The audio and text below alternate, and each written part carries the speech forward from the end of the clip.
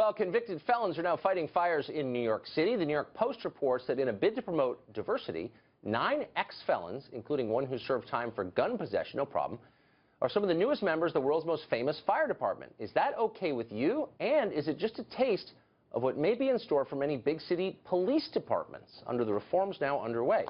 Joining us now is Howard Safir, who was formerly the commissioner of both the NYPD and the FDNY, uniquely placed to assess this. Commissioner, it's great to see you tonight. So this New York Post report, I know that you saw, said that in an effort to change the complexion of the fire department for reasons that no one ever really explained, but we need to do this, is the idea, they needed to hire felons, including one who'd done time for gun possession. I mean, that's got to discredit, to some extent, the fire department, no? What do you think of that?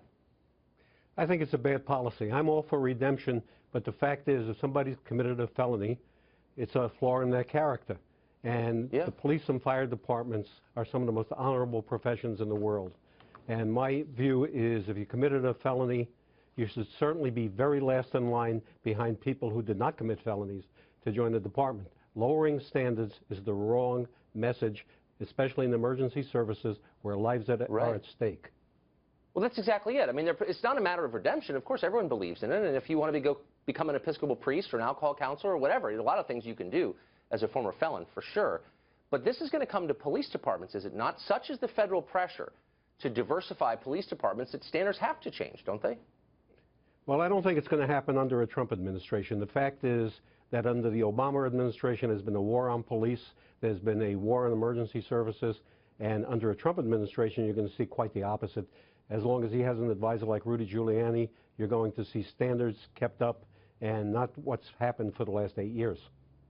So we are seeing, it appears, a rise in violent crime in a lot of big American cities. And the left has said, the president, I believe, has said, that is not true. Don't believe your eyes, that's not actually happening. What's your assessment? Are cities getting more dangerous? Well, if you look at FBI statistics, there has been a rise in crime over the last 2 years, especially in violent crime. And more importantly, the Obama administration has ignored the big issue in this country, which is drug overdose deaths. Last year, there will be more drug overdose deaths than people killed by guns or automobile accidents. That's a disgrace. We need to go after drug companies. We need to go after drug traffickers. And what's happened in the past year or so is some of the best federal law enforcement people have left because they've been forced out by this administration.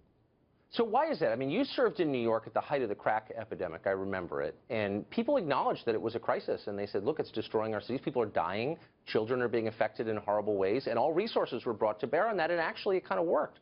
And yet rural America is being devastated. There are some states in New England where, as you just pointed out, that's the leading cause of death for young people, and we seem to be sitting passively by. Why?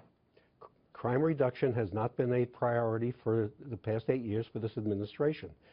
More of a priority has been going after, in quotes, rogue departments and rogue police officers, when the truth is that 99.9% of police officers and police departments do their job well. The #1 civil right is to be free from harm, not to go after police officers. So if you're coming in as the new president and you're Donald Trump, what's the single most important thing you can do to restore order to the public spaces in this country? You have to prioritize crime, you have to give resources to state and local departments, and you have to appoint people who know what they're doing and who understand how to reduce crime. The #1 job of police departments should be to reduce crime. You know, when we had that tragedy in Dallas, Chief Brown at the time said, you ask too much of police departments to be social workers. We need to protect the public. And the only people who should be afraid of police officers are criminals.